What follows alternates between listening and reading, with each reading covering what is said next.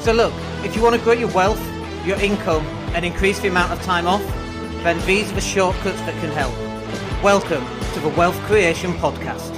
Hey everybody, it's Dan. Let's go live again. Let's hope 3 times a charm. We've been live just twice, and each time Facebook, for some reason, just shut the thing down. But let's hopefully we'll get through this one. Anyway, so welcome to the podcast. My name's Dan Latto. So I'll start again.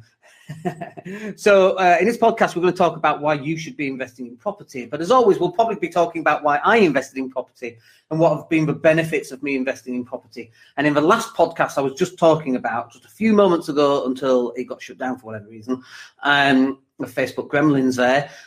So one of the reasons why I invested in property, I'm very grateful that I did, and why you should invest in property, is its ability to create cash every single month. So for me, I class myself as a cash flow investor, which basically means the money that I put into an investment, I'm going to get back every single year for the rest of my life. Obviously, on some of the properties, there's mortgages, so they need to get paid down because they're going to expire at some point. So I either remortgage or I pay it off. But, you know, if I earn £1,000 a month on a property with a mortgage of £300, I'm £700 up every single month for the rest of my life. Like, think about this. Literally for the rest of your life. Imagine earning £700 every single month forever, right? And then when you die, you can pass that on to your next generation, effectively.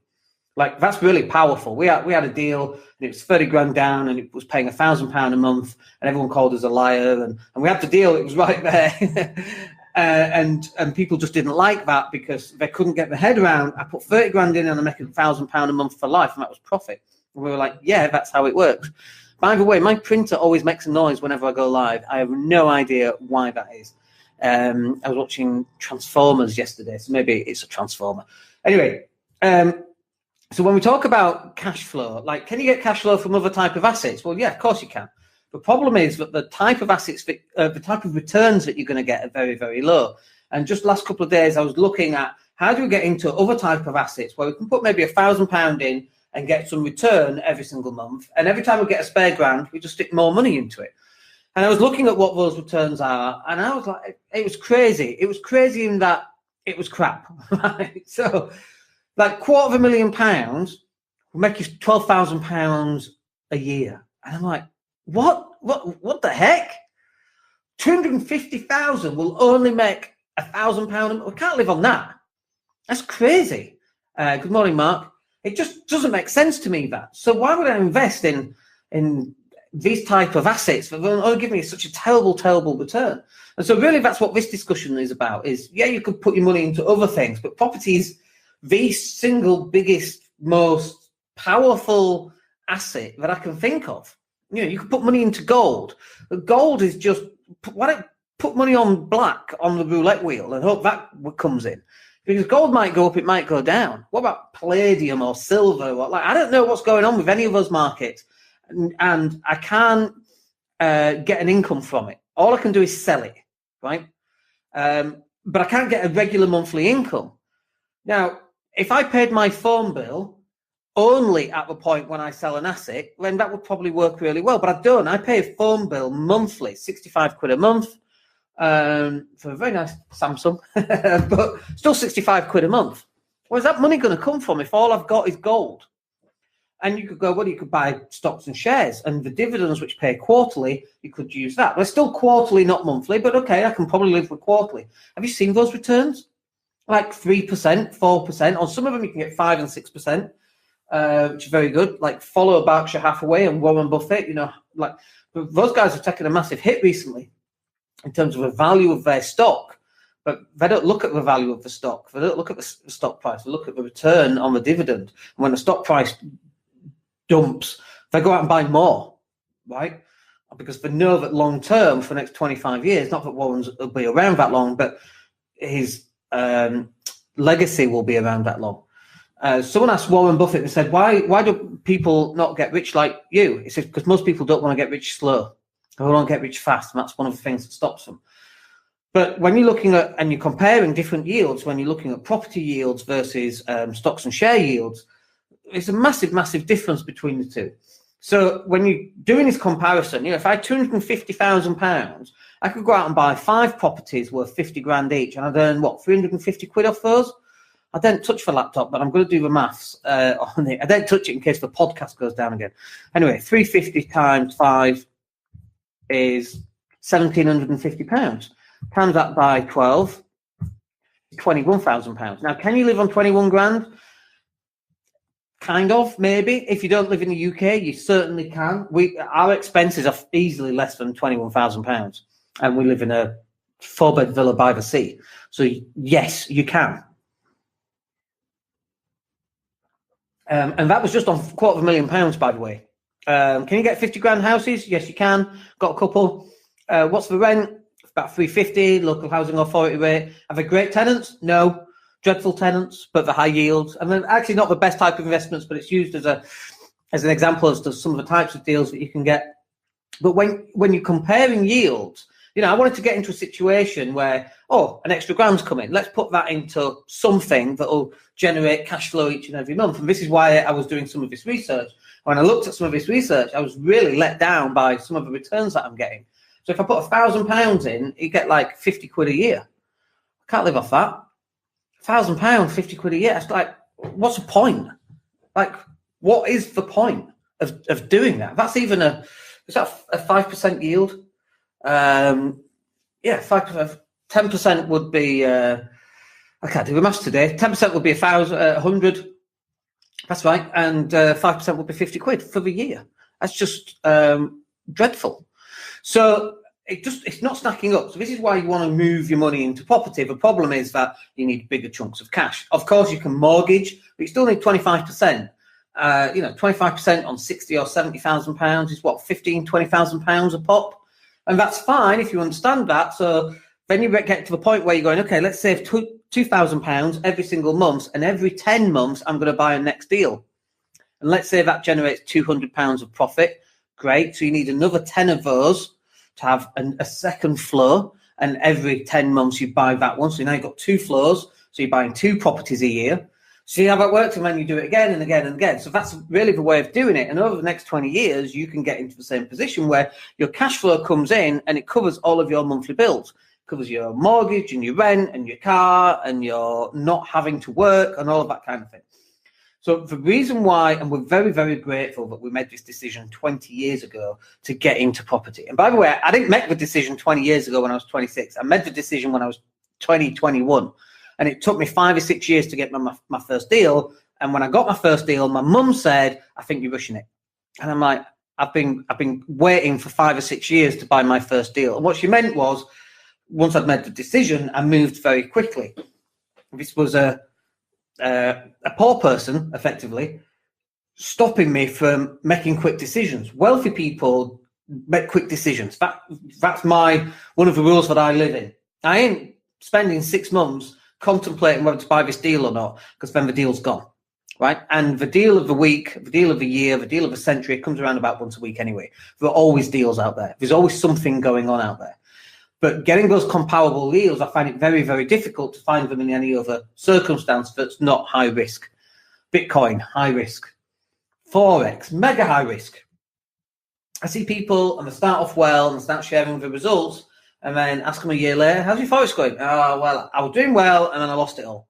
You ask a Forex trader, very rare, who are not fully trained, do they do very well, right? Forex is just high risk. That's not to say I don't do Forex, because I enjoy Forex and I enjoy it. It is the hardest thing I've ever done when it comes to making money. Good morning, Tony. But it's impossible, right? You make some money and you lose your money. You make some money and you lose some money.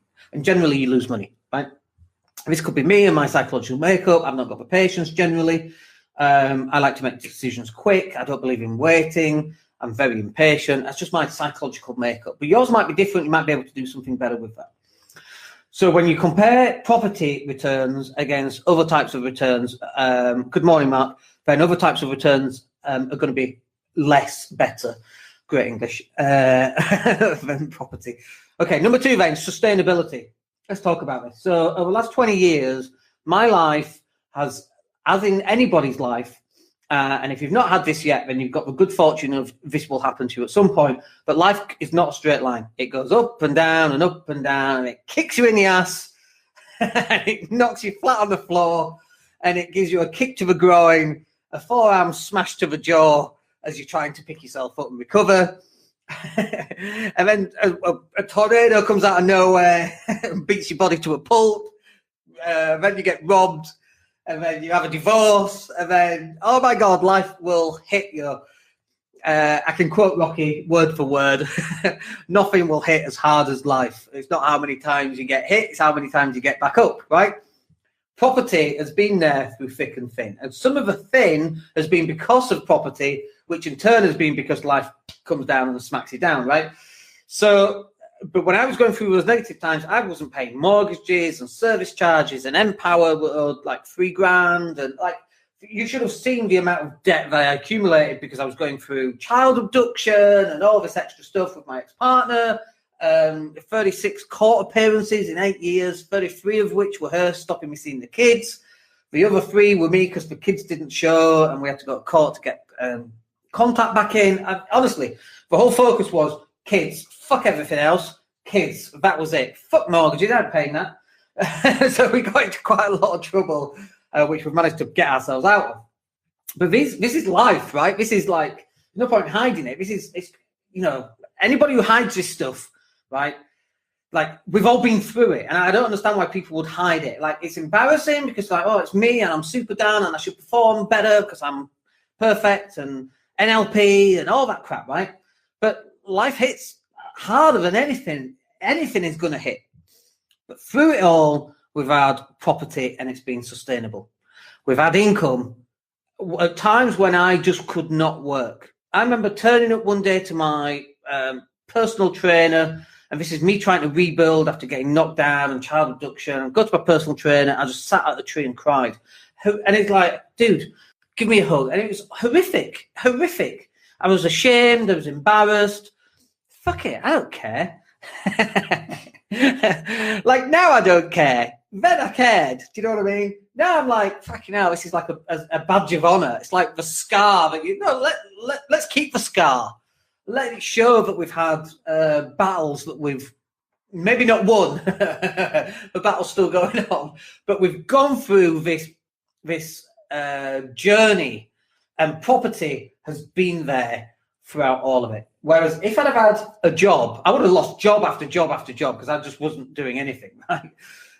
If I ran a business, which I was doing, and I sold the business, we had a lettings agency, and I sold that because I just didn't want anything to do with it. It was a very painful process and a reflection of my relationship, and I needed to get rid of it, and that's why we sold it off, because it was like kryptonite around your neck, a reminder of the relationship. It was just too much because I used to go and hide in that relationship. So, but through all of this, we've had property paying cash flow every single month. And then when we started making sure that tenants paid, because we didn't do that for a long time, for 2 years, we had a tenant hadn't paid for 12 months because I just didn't care. But when we got back on the horse and we started sorting this out and we started reinvesting the profits back into the properties and starting bringing them back up to scratch, we were able to then put the rents up, and the sustainability of this income. And by the way, once we then moved to Spain, which was 6 years ago, coming up to 6 years now, when we moved to Spain, excuse me, my income in property actually increased because I was the bottleneck. And once I removed myself out of that, and now I had to have a system of handymen and cleaners and people to do move-ins and move-outs, I was then able to go and focus on the other stuff, which would bring in more money, which could then reinvest into property. And so throughout all of this, and I hope that you can invest in property too, because when you look back in 20 years at now, and you go, I was listening to Dan's podcast, I'm so glad I listened, and I've got property, and it will carry you through thick and thin. Not everybody survives it, right? Not everybody survives it. We have 2008, when the crash came, I got a friend of mine who went bankrupt because he just had all these units, all off plan. He had to complete on them, couldn't get the finance, lost everything. Just lost everything, went bankrupt. So some people didn't survive this. So it's only sustainable if you can survive it. That sounds like everything's sustainable if you can survive it. Your diet's sustainable if you can survive it. So with some systems in place, and with you, like if what I went through back then happened now, There are systems in place that will cover all the property. I've got eyes on the ground that aren't me, other people who are external that will just take the reins and they would manage that better than I certainly did back then, because they're not involved in my own personal stuff. Does that make sense? So property is really, really sustainable. And it might take you a while to begin with to get your first one, and then get your next one, and then get your next one. Forget about all that. Who cares how long it takes? If it takes you 10 years to get your first one, and another couple of years to get your next one, another couple of years, in 30 or 40 years, so I'm 46, I don't intend dying until at least 95, and the average age is continually going up. We live in the Mediterranean now, increases your average age. The stress of not living in the UK has definitely dropped. It's sunny all the time, so there's a good chance we're going to live longer. So over the next 40 years, if I'm around that long, and touch wood, hopefully I am, then the rents are just going to keep going up. The mortgages are just going to get paid down. We're going to keep buying more property. And it just goes like this. It just goes up on this upwards tilt. And when you look at a graph of Warren Buffett on a per decade basis, where his income is tiny, tiny, tiny, and it starts getting bigger. And then in the last decade and the previous decade, it's huge. Like the last decade for Warren, his net worth's gone up like 30%. And before that went up 25%. And before that went up 20%. And the percentage increases are bigger and bigger and bigger every decade, right? This is how it moves forward. This is why if you've got property, hang on to that. Even though it might be painful to hang on to it, hang on to as much as you can to battle your way through some of this stuff. And then the third reason why you should be investing in property, and why I've got property, is control. I like control. I'm a control freak. I like to look at the numbers. Every day I check my spreadsheet. I've checked my spreadsheet this morning. We've had rent come in. We've had bills go out. We're looking at what's the cash flow forecast. How much money have we got we've got to New York on Saturday? How much money have we got there? What's next month going to look like? What will this all look like in 12 months' time? What can we pay down? Which mortgage can we get rid of first?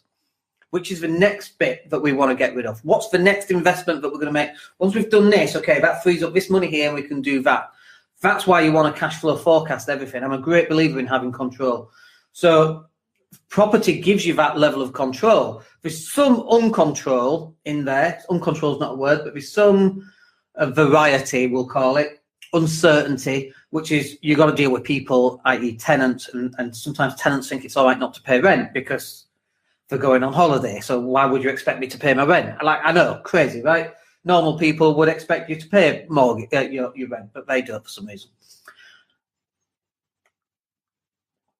But property will give you some level of control. So when I was going through my stuff with kids and all of that kind of thing, and we weren't painting anything, we weren't repairing anything, and then when I got my head back in some level of okay, let's keep this because this is what's got me through, and this is what will give me my long-term longevity in terms of my lifestyle. Let's keep it. Okay, let's get everything painted. At least let's make it look pretty enough on the outside, and then let's start doing some more detailed repairs on the stuff that needs doing. Let's fix this. Let's replace. Start going through a system of replacing all the boilers. We've just had another boiler completed yesterday, which is our oldest boiler. It's about 10 years old, about 12 years old actually. This one, and it's just starting to cause us a few problems. All the others have been done, and it's like let's do this one. So it's the oldest boiler. So we started going through and started to manage some of the repairs and get them on schedule. Let's paint the outside of this house to make it look pretty and bring the street up, and then bring our property up, and then we can increase the rent. And then the rent means we've now got more income coming in. So this is all about control right here. And then let's put this onto the spreadsheet and let's work out where our money's going. How much can we increase the monthly budget for repairs? Can we add that another 20-30% onto the repairs every single month? And if we don't spend that, great. We can improve something else, maybe add some double glazing or a new front door or a new gas fire or something else. Can we add insulation to bring the tenants' bills down? Whatever, right? So this provides lots of control. Whereas if I own stocks and shares in Woolworths, I have no control. Me going in and painting the outside of Woolies in Leeds, really wasn't going to help it. Do you know what I mean? Probably done quite the opposite, actually. But I have no control over those stocks and shares. I've got no control over gold and the price of gold. I have got control over property. I've got no control over property tax, but I have got control over which tenants I put into my property and their ability to pay through referencing and so on. And I've got the ability to get higher than average rents because I've got nice properties in there. So property gives me this level of control that I like. Now, there's a downside to this. And the downside to this is that when your head goes into this downward spiral, when you have whatever it is that you have to go through, whatever negative thing that life's going to come and knock you down with, that negative experience can bring your property down as well. And it's something you've got to be really, really careful of, which is why I've now got, I've got a cleaner, for example, but she does a lot of my admin. She moves tenants in and out. She gets tenancy agreements signed and that kind of thing. I've now got 3 different handymen. We just lost a handyman and he wasn't doing as well as he should have been. And he even said, I'm sorry. And he's got some kids stuff going on himself. And I'm like, it's fine. So he's no longer working for us. And so now we've had to go out and find another handyman. And I'm like, let's recruit 2. So, in the past we had 2. Now we've got 3. Good morning, Julie. Because you can never have enough handymen on standby. And they've all got different skill sets. And actually, I think Julie runs a lettings agency. I think that's right, Julie. So, instead of spending money and getting an emergency plumber, we've got this problem in Manchester where in the the sink and the washing machine, when the washing machine's on, it's bringing stuff up the sink, and there's a blockage somewhere in there. So I've not got many properties in Manchester. I've got some, but we haven't got full-time handymen there. So I made a phone call to a plumber. £125 plus that for the call out. You're having a freaking laugh, aren't you? This is how much he said. £125. He's going to go in, tap, and get it done. I'm like, no, screw that. I pay my guys £10 an hour. It's cheaper for me to get my guy to drive to Manchester for an hour, do the job for an hour, and drive home. That's only 30 quid plus petrol, 20 quid, 50 quid. So I'm like, what are you talking about? So we have systems in place so that if anything negative ever happens again, to me, mindset, kids, whatever, then I can step out of this and it's still managed by the team that I've put together. We have, and I apologise here, Julie, but we have regular phone calls from letting agents when they get to know you've got a big portfolio. Oh, we'll do it for 5%. I'm like, listen, I can screw it up just as good as you. And at 5%, I might as well pay myself 5% because I can fuck this up just as bad as you can. And that's my experience with letting agents, by the way. Over the last 20 years, we've had a lot of experience. I'm really good at screwing stuff up. I don't need to pay someone else to screw this up when I'm perfectly capable of screwing something up and making a complete and utter mess of it myself. So that's what we do. But this allows me control. And what I find is when I relinquish a certain level of control, my returns aren't as good as well.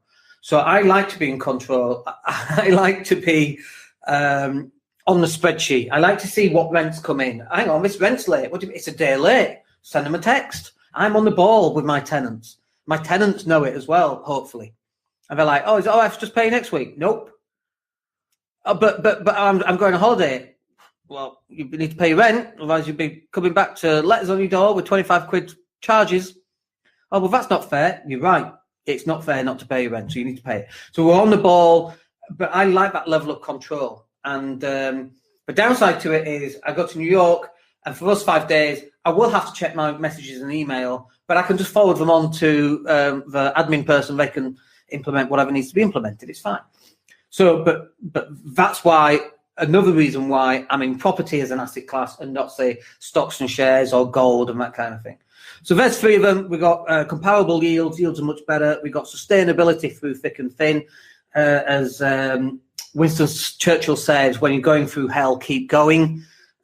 He should have also said, but make sure your property portfolio is okay. And then number 3 was about the level of control that you've now got over your future. All right, I hope that's useful. We'll catch up with you tomorrow. My name's Dan Latto. Take care. Hey, it's Dan here. Thank you for listening. Really appreciate each and every one of you. Please click like or subscribe to the entire podcast.